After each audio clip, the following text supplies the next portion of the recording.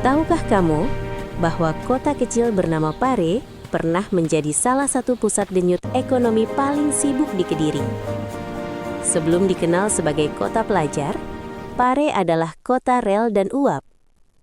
Bayangkan kembali akhir abad ke-19, tahun 1896. Udara dipenuhi asap kayu bakar. Suara peluit lokomotif uap memecah pagi.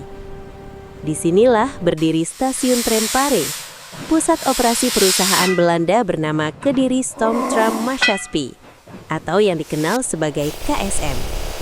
Sejak 1897, stasiun ini bukan sekedar tempat naik turun penumpang. Ia adalah jantung logistik kolonial. Dari Pare, tram uap mengular kemana-mana. Jombang, Kediri, dengan cabang ke Kepung, Papar, Kandangan, hingga Kencong. Gerbong-gerbong berat mengangkut hasil bumi. Tebu dari pabrik gula Ngadi-Luih, pesantren, wates, kopi, rempah, dan hasil kebun dari pelosok Kediri. Kota kecil ini pun berubah. Lokomotif datang dan pergi. Pedagang berdatangan. Pengusaha menetap. Jejaknya masih bisa kita rasakan hari ini. Kampung Arab, kawasan pecinan. Semua tumbuh dari denyut ekonomi yang dulu berpusat di sini. Stasiun Pare bukan stasiun biasa. Ia besar untuk ukuran tram. Belasan jalur rel terbentang di emplasemennya. Ada spur utama, spur simpan, hingga jalur menuju bengkel dan depo lokomotif. Di sekelilingnya berdiri gudang-gudang kayu. Karena lokomotif KSM masih berbahan bakar kayu bakar. Ada tandon air raksasa untuk mengisi mesin uap. Ada bengkel perbaikan. Ada depo lokomotif. Bahkan, di sekitar stasiun berdiri kompleks pegawai KSM. Rumah tipe 1 dan 2 untuk pegawai Eropa. Tipe 3 untuk pegawai pribumi. Semua tertata, semua hidup. Namun, sejarah tak pernah berjalan lurus. Perang Dunia II datang. Rel-rel cabang dibongkar oleh Romusial Jepang untuk kepentingan perang.